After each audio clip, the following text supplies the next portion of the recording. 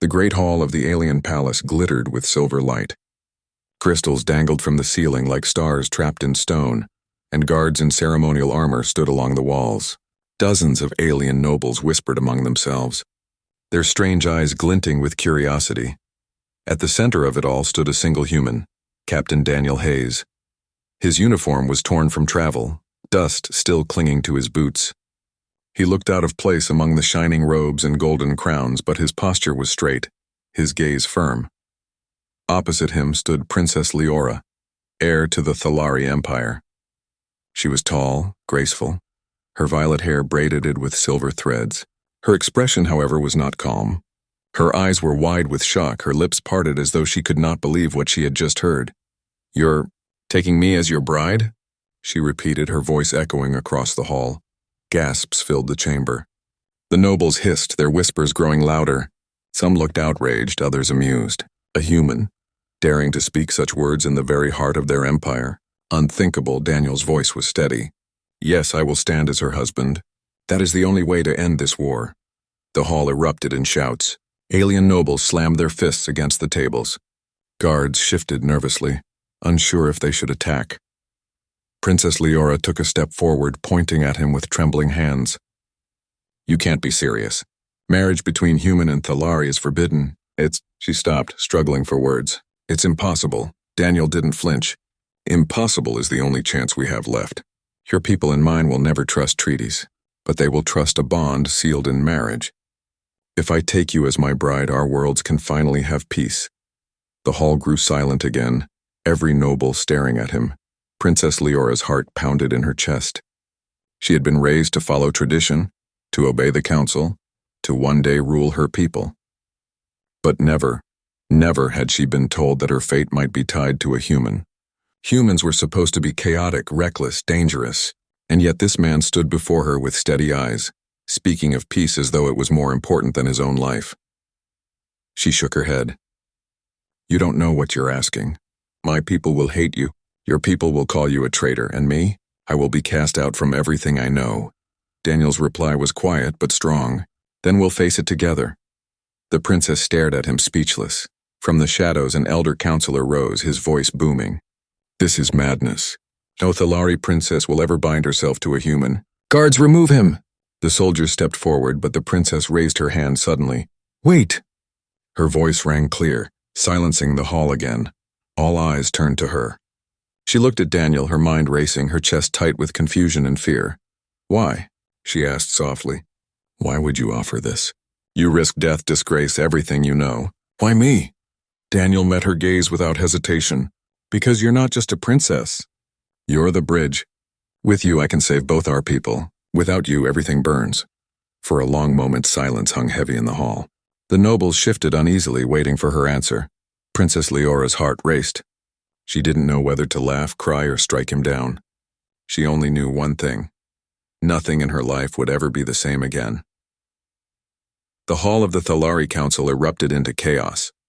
Nobles shouted over one another, their jeweled robes swishing as they rose from their seats.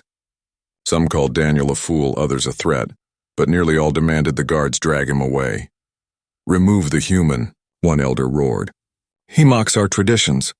"His words are poison," another hissed. "Peace cannot be bought with shame." Guards in polished armor advanced toward Daniel, their spears gleaming in the silver light. But before they could reach him, Princess Leora raised her hand. Her voice was sharp, trembling but commanding. "Stand down." The guards froze, unsure. The hall went silent except for the echo of her words. Everyone stared at her in shock. She had never raised her voice against the council before. Leora turned toward Daniel, her eyes narrowing. "If this is some trick, some human ploy to humiliate me, I will see you punished." Daniel stood tall, refusing to step back. "This is no trick. I meant every word." The princess shook her head, disbelief written across her face. "Why? You could have asked for a treaty, demanded land, even surrendered for your people. Instead, you—" Her cheeks flushed faintly. "You offer marriage?" Daniel's voice was steady, clear enough to carry across the hall. "Because treaties are broken. Land changes hands. Surrenders are forgotten. But a marriage, an oath between lives, cannot be so easily undone. Your people will see that I risked everything, even my honor. My people will see that you trusted me with your future. It is the only chance we have." The council gasped at his audacity. One elder slammed his staff against the floor. "Absurd! The princess will not be chained to a reckless human." Daniel turned toward the elder, his jaw set. "Better a reckless human who bleeds for peace than 1,000 warriors who bleed for war." The words struck like a blade. Some of the younger nobles fell silent, uneasy. Even a few guards shifted where they stood. Princess Leora's mind spun.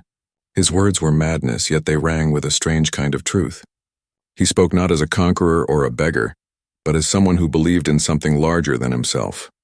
Still, her pride bristled. "And if I refuse?" she asked. Daniel met her gaze without hesitation. "Then I walk away and the war continues.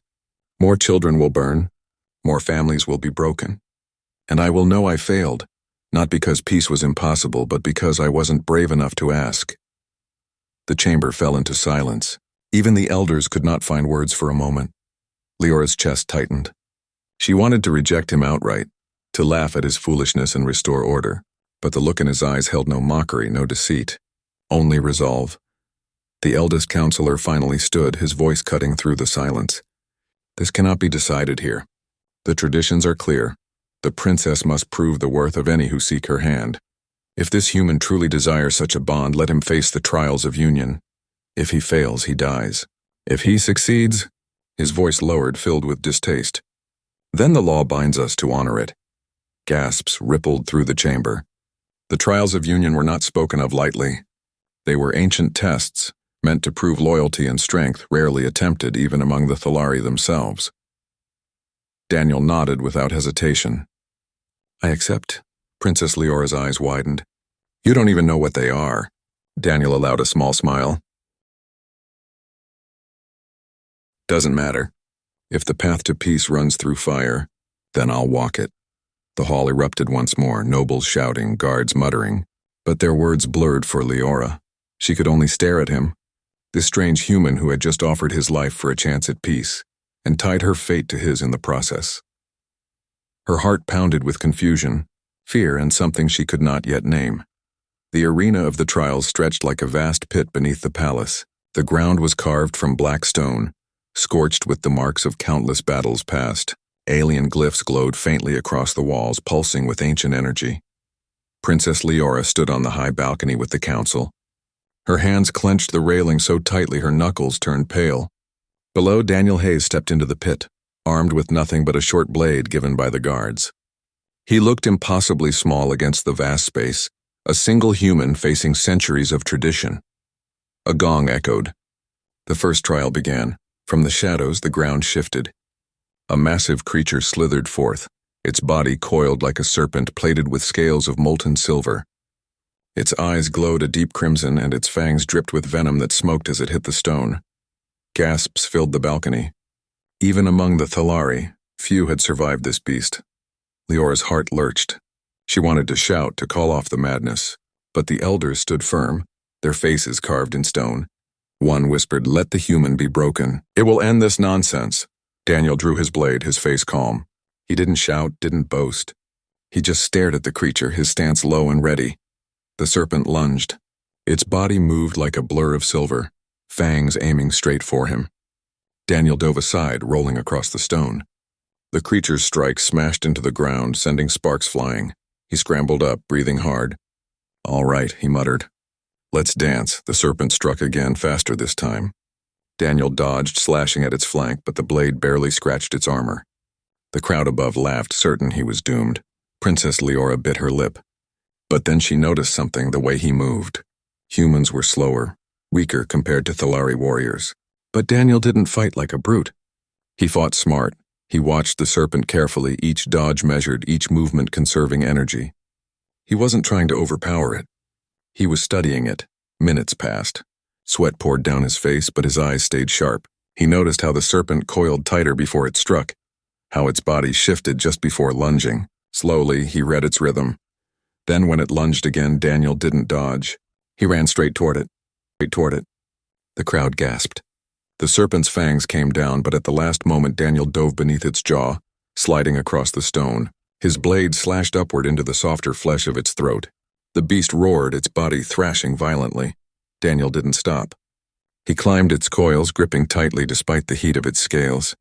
He jammed the blade again and again into its vulnerable spots, refusing to let go. The serpent writhed, slamming itself against the walls, but Daniel clung on like a shadow. Finally, with a last desperate strike, he drove the blade deep into the base of its skull. The beast convulsed, then collapsed with a thunderous crash. The arena shook as dust rose in a choking cloud. Silence filled the hall. Then the gong sounded again.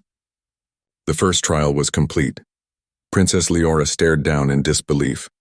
Daniel stood atop the fallen beast, chest heaving, blood streaking his uniform. His face was pale, his body trembling with exhaustion, but his eyes burned with defiance. For the first time, Leora felt something stir in her chest. This wasn't madness. This wasn't some foolish human stunt. He had faced death with nothing but a blade and his will, and he had won. The council whispered furiously.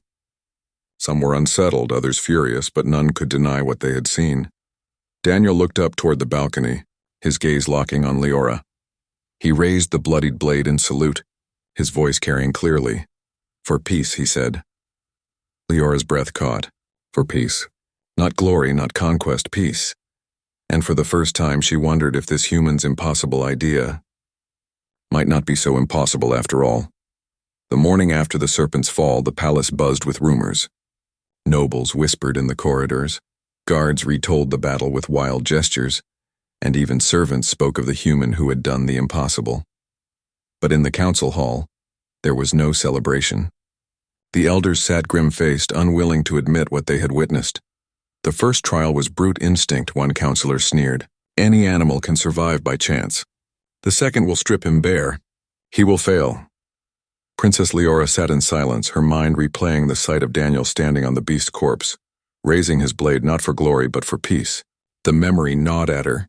Could it be that this reckless human truly meant what he said? When the gong sounded, she followed the council to the second chamber of the trials. This chamber was nothing like the arena. It was quiet, dimly lit and filled with pools of shimmering liquid that reflected light like mirrors. Strange symbols lined the walls, glowing faintly. Daniel stepped inside, unarmed this time. The translator explained in a solemn voice, "This is the trial of heart. You will face illusions drawn from your deepest fears and desires. If you falter, if you break, you fail." Daniel's jaw tightened, but he nodded. "Then let's get it over with." The doors sealed behind him. At once the chamber shifted. The pools rippled and shadows rose from their depths. Daniel blinked as images formed around him, faces from his past. He saw the battlefield back on Earth, his unit, broken and bloodied. Men he had fought beside, men he had failed to save.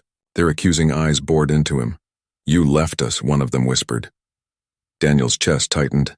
He wanted to shout that it wasn't true, that he had done everything he could. But the voices grew louder, drowning him. "You don't deserve peace. You don't deserve love." He dropped to his knees, clutching his head. The weight of guilt pressed like iron against his chest. From the balcony, Leora watched.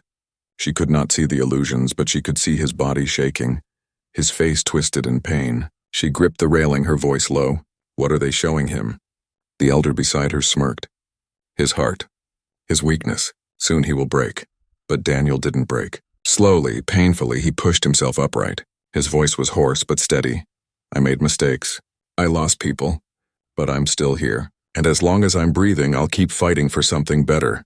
For peace. For her." His words echoed through the chamber, reaching even Leora's ears. Her eyes widened. "For her?" The shadows hissed, but they began to fade. The pools calmed, then the chamber shifted again. This time the illusion changed. Before him stood Princess Leora herself, radiant and beautiful, but her expression was cold. "You think you can bind yourself to me?" The illusion spat. "You are nothing but a human soldier. My people will never follow you. I will never love you." Daniel's chest tightened again, but he didn't flinch. He stepped closer, his voice calm. "Maybe you'll never love me. Maybe your people will never accept me. But that doesn't matter. What matters is that I meant what I said. I'll carry this burden if it means peace, even if I stand alone." The illusion froze, then shattered like glass. The chamber went silent. The glyphs glowed brightly, then dimmed. The doors creaked open once more. Daniel stumbled out, sweat pouring down his face, his body trembling with exhaustion. But his eyes burned with the same fire. The gong sounded. The second trial was complete. The council sat in stunned silence. The eldest finally muttered, "He passed?" Gasps rippled through the hall. Nobles muttered angrily, some fearful, others astonished. But Leora's gaze never left Daniel.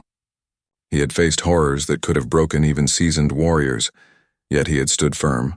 Not for power, not for glory, but for something greater.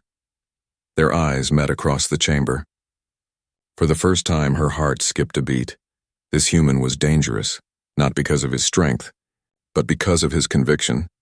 The third chamber of the trials was not hidden within the palace like the others. It lay outside, in the volcanic cliffs beyond the city walls. Smoke rose from jagged cracks and molten rivers glowed beneath black stone. The air shimmered with heat, choking and heavy. Princess Leora stood with the council on a high ledge, her throat dry. Even from here, the air burned her lungs. Below, Daniel Hayes walked toward the trial grounds, sweat already dripping down his face. The translator's voice was grave.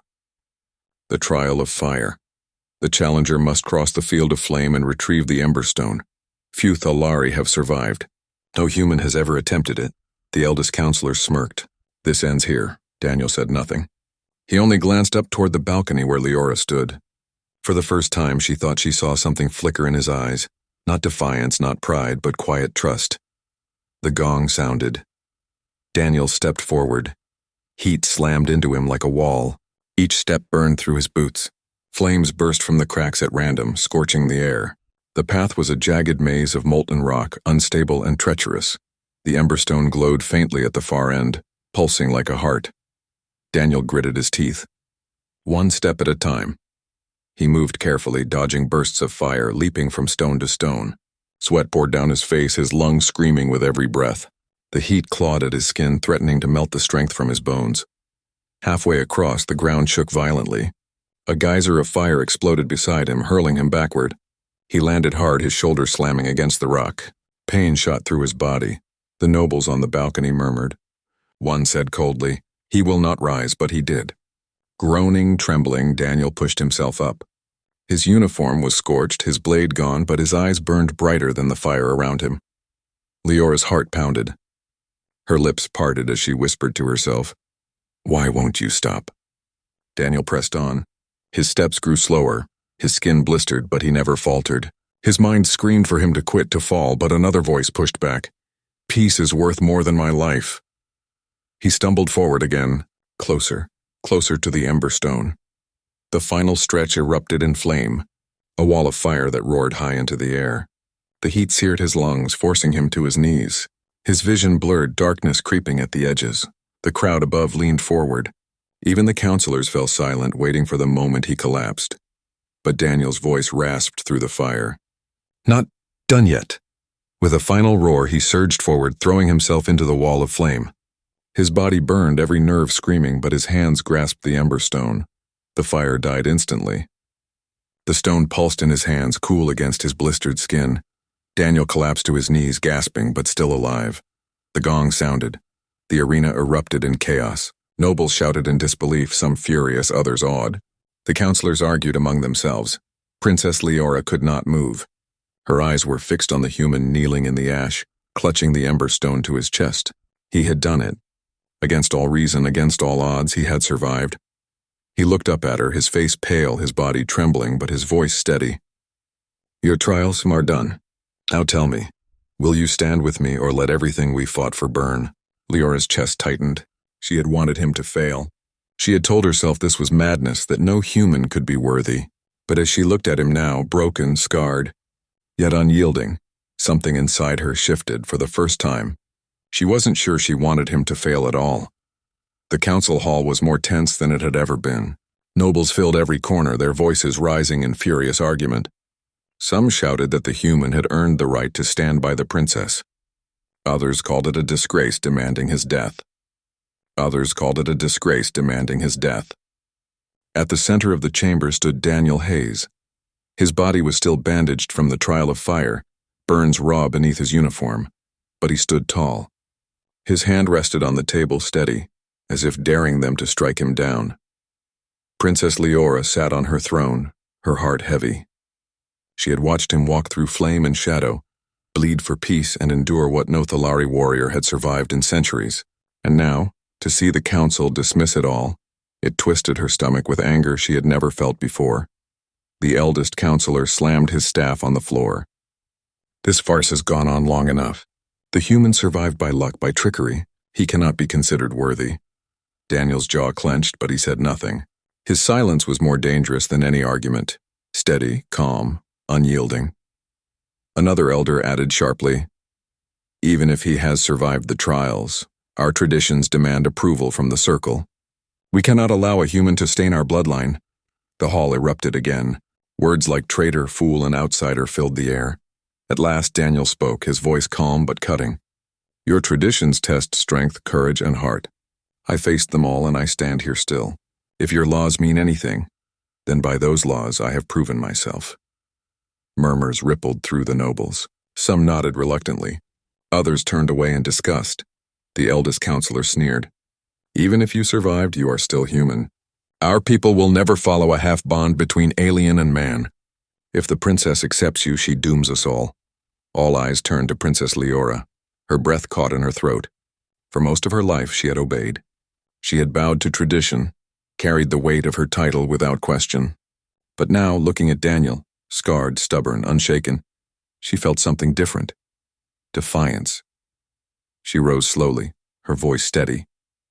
"Enough." The chamber fell silent. She stepped forward, her gaze sharp as she looked at the council. "You demanded he face the trials. He did. You demanded he prove his worth. He has. Yet you move the goalposts again and again because you fear him. You fear what he represents." The elders stiffened. "Princess," but she cut them off, her voice ringing louder. "I am heir to the Thalari Empire. My word carries weight equal to yours. And I say this. Daniel Hayes has passed. He has done what no one else could. He risked everything, not for power, not for conquest, but for peace." Gasps filled the hall. The nobles exchanged frantic whispers. Some were shocked she dared to defy the council. Others looked at her with newfound respect. Daniel blinked, surprise flickering in his eyes. He hadn't expected her to defend him. Not like this. The eldest counselor's face darkened with fury. "Princess, you tread dangerous ground. If you bind yourself to him, you defy centuries of law. You risk war within our own people." Leora's chest tightened. She had feared those words, dreaded them. But when she looked at Daniel, her fear lessened. She remembered him raising his blade after the serpent, shouting for peace. She remembered his voice in the trial of heart, whispering he would carry the burden even alone. She remembered his body burning in the fire, yet refusing to fall. Her heart knew the truth before her mind could fight it. "If peace costs me tradition," she said firmly, "then so be it. I will stand with him."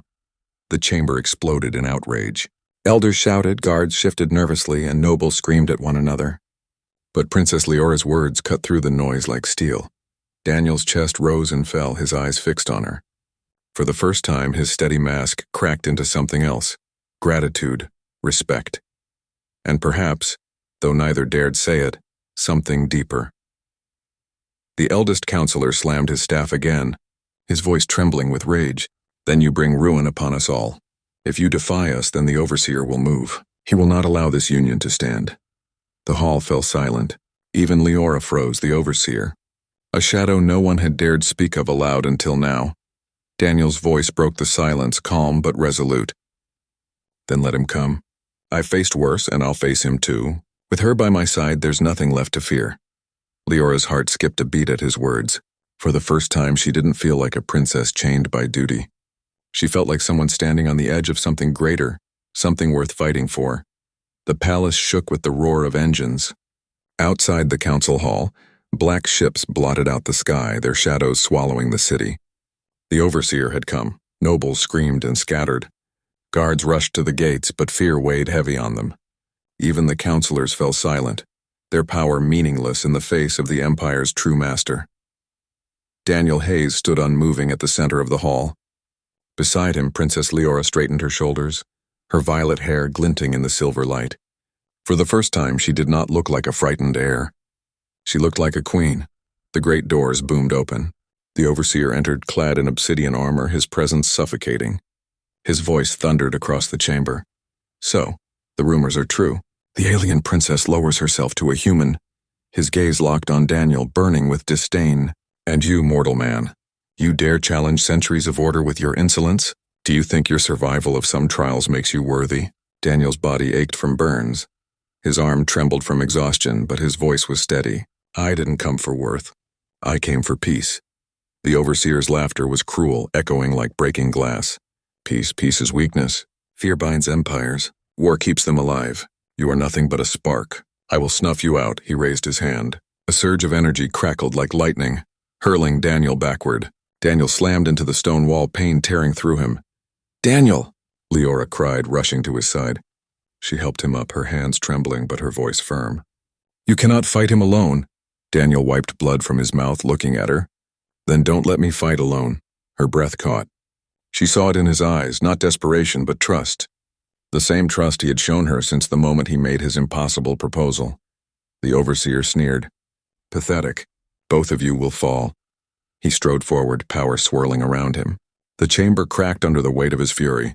Daniel reached out, gripping Leora's hand. If we stand together, he can't break us. Leora's heart pounded. For years she had obeyed. She had feared the overseer's shadow. But now, with Daniel's hand in hers, she felt something new. Strength. She squeezed his hand tightly. Then we stand. The overseer unleashed another blast. But this time the princess moved with Daniel. Her voice rang in the ancient tongue, her markings glowing with silver fire. Together their joined hands blazed with light. The blast hit them, and shattered against their combined strength. Gasps filled the hall. Nobles froze, unable to believe what they were seeing. Daniel stepped forward, the light from Leora flowing into him. His body steadier now, his pain dulled. He raised his voice. You call peace weakness. But look around you, your fear has ruled long enough. Today it ends. The overseer roared and charged, his blade of energy drawn.